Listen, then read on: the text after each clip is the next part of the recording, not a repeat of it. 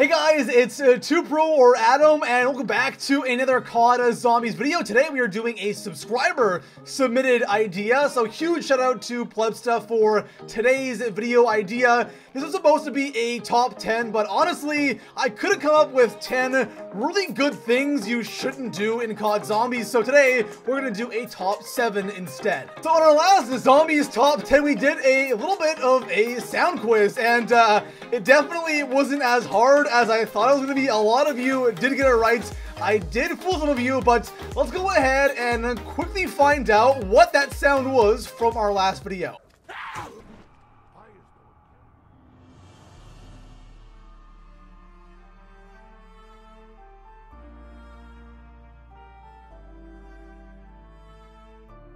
So congrats to all of you who said the giant end game music. Like I said, I thought it was hard, but I guess not. So today, we're gonna go ahead and do another round of this sound quiz. Like always, guys, all you have to do is let me know in the comments right now, what game is this sound from? And of course, what is the sound? So go ahead, take a listen, and then comment down below what you think it is.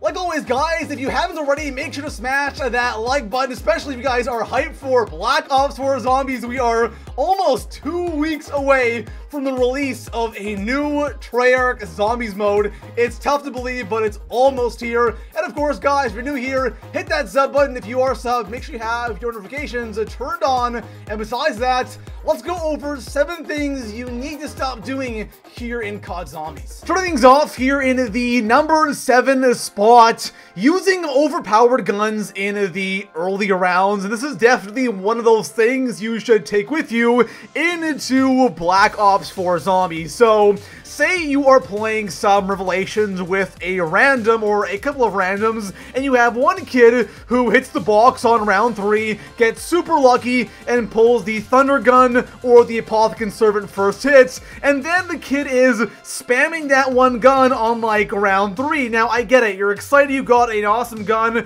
an early round, or heck, even if you got the ray gun that early, but you don't need to use such an OP gun on like round 3 where zombies can easily die with just a couple of knives. The early rounds in Zombies should be really used to gather a bunch of points, not spam an OP gun and get like 50 points a kill and then be able to barely buy Jug on round 10, right? You want to get as many points as you can. Use a wall gun in a game like BO3, BO2, and I'm assuming BO4 as well won't be so different from BO3. You should just get a wall gun and farm points with that. Double Tap 2.0 with a wall gun can easily get you to like round 20, no problem. So next up on my list, this one perfectly goes with what I just talked about, and that is hitting the box in the early rounds. And this is probably the one thing that for those of you who might be newer to Zombies, maybe you just started playing at the end of BO3 and you're going into BO4 as your first, Zombies game or Treyarch Zombies game where you played from the start, you do not want to hit the box in the early rounds. I know it's tempting. I know you might want to have that wonder weapon first, or you're playing with friends and you're thinking to yourself, well, I want to get the Apothecary Servant or the Wonder Waff or whatever wonder weapon it might be first so nobody else gets it. And the truth is, guys, having a wonder weapon is awesome, but for a lot of these Treyarch zombie games, it's not really necessary, right? There are so many awesome guns within the box and even on the wall that can carry you to, whatever round you want. And it's not like you're gonna be doing like a round 150 run with your buddies on the weekend. Probably not, right? So a simple box gun or a wall gun can easily carry you to any round. And on top of that, you can actually get a lot better at the game,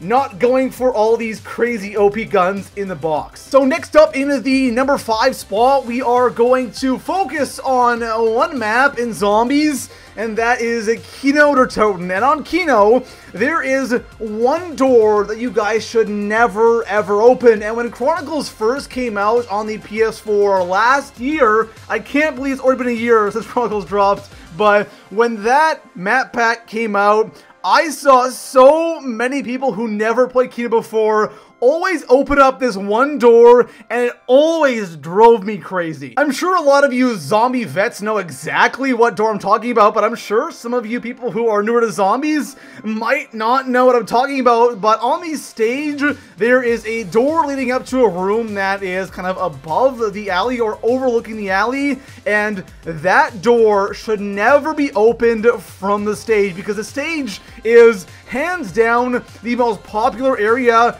Unless you guys are kind of pretty committed to camping alley or doing something else, if you're playing with randoms or just casually playing, the stage is so popular, and having that door open that leads up to that room overlooking the alley on the stage is just one of the worst things ever, and it always gets you killed when you're playing Kino. Next up in the number 4 spot, pack-a-punching in early rounds. Now, since Black Ops 1, BO1 was like the last time where I really played with randoms a lot. BO2 I rarely did, and same thing with BO3, but whenever I do play with randoms, one thing I always notice is some people love papping in the early rounds. Now, some maps really restrict you from doing that because it's kind of tough to get to the pap in the early rounds, but some maps, it's so easy, and some of these players have to have a pap gun before round 10, and this just never makes sense to me. It's exactly the same thing as using an OP gun in early rounds or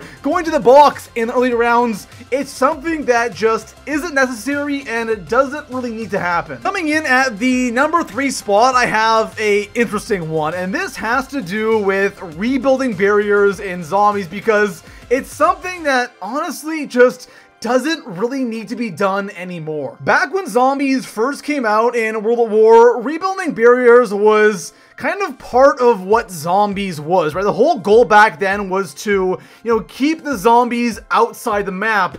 If I was to go back and play Nocturne and Totem right now, would I rebuild the barriers? Probably not. It's something that you just don't really do in zombies anymore, especially in the newer maps, because so many of the zombies don't even spawn behind barriers. They just spawn on the ground or behind something that doesn't have barriers, and rebuilding barriers nowadays in zombies is something you should really never do, and you kind of want to have the zombies spawn in and get on the map as fast as possible so you can get to those early rounds and then get into the higher rounds where the real fun is. Slowly winding down our list here in the number 2 spot, we're going to talk about something that you should really never do in the first room, and that is buying starting room weapons. Now, I will admit there are some starting room guns that are decent, like the RK5 is great for getting points, but outside something like the RK5, a lot of zombie maps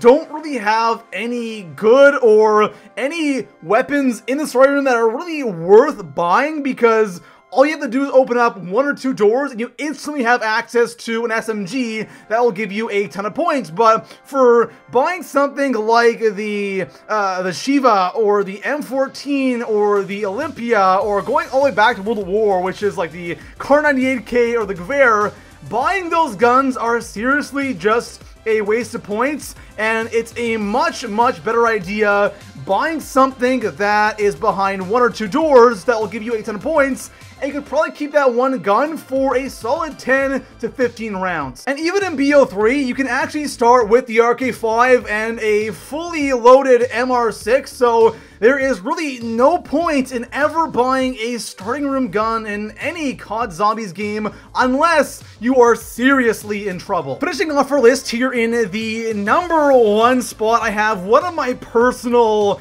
pet peeves when playing zombies, especially when I'm playing with randoms. For those of you who have watched my streams for a long time, one thing I always get when I'm streaming is, Adam, why don't you ever pick up nukes? Now, sometimes I do. For the most part, I'm not a big fan of getting nukes, and the reason why is when you get a nuke, especially, let's say, round 15 and under that, or even like 20 and below, when you get a nuke mid-round, you kill all the zombies, and you miss out on so many valuable points. Now, once you get all your points, you don't really need to, save zombies and get points on like round 30 or 40 or 50, depending on what game you're playing.